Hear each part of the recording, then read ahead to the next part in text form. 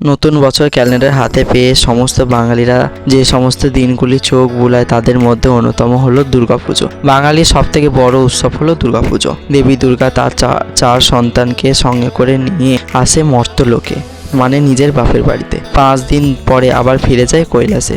পুরাণ মতে মনে করা হয় দেবী দুর্গা ষষ্ঠী দিন মর্ত্যলোকে এসেছিল, তাই ষষ্ঠী দিন থেকে পুজো শুরু হয়ে যায়। পুজোর 5 দিন তথা মহাষষ্ঠী, মহাসপ্তমী, মহাঅষ্টমী, মহানবমী, বিজয় দশমী দিনগুলো সবার প্রায় সব মানুষেরই জানা, কিন্তু এই 5টি দিনের বিশেষ অর্থ এবং মাহাত্ম্য আছে যা আমাদের সকলেরই অজানা। পুরাণ মতে মনে করা হয় মহালয়ার দিন পিতৃপক্ষ অবসান ঘটিয়ে মাতৃপক্ষের সূচনা হয়। সেই দিনই নাকি মহিষাসুরের সাথে যুদ্ধ হয়েছিল সকল দেবতাগণের। এবার জেনে নেওয়া যাক দেবী দুর্গার 5টি দিনের মহত্ব এবং মাহাত্ম্যের কথা। 5টি দিনের প্রথম দিন হলো মহাষষ্ঠী, 22শে আশ্বিন, ইংরাজিতে 9 অক্টোবর বুধবার। পৌরাণিক কাহিনী অনুসারে ষষ্ঠীর দিন দেবী দুর্গার সন্তান সরস্বতী, লক্ষ্মী, গণেশ, কার্তিককে নিয়ে মর্তে অবতরণ করে দেবী দুর্গা। ষষ্ঠীর দিন মহাপ্রকল্পে দেবী দুর্গা প্রদান হয় এবং সমস্ত আচার অনুষ্ঠান পালন করা হয়। দেবী দুর্গার হাতে অস্ত্র প্রদান করা হয়। সর্বত্র ঢাকের আওয়াজে মেতে ওঠে।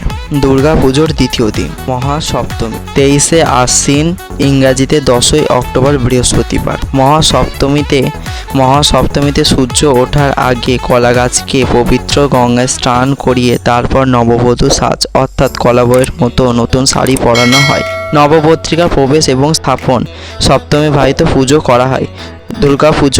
দুর্গাপুজোর তৃতীয় দিন মহা অষ্টমী, 24শে আশ্বিন, ইংরাজিতে 11ই অক্টোবর শুক্রবার। পুরাণ মতে মনে করা হয় দেবী দুর্গা মহা অষ্টমী তিথিতে মহিষাসুরকে বধ করেছিলেন।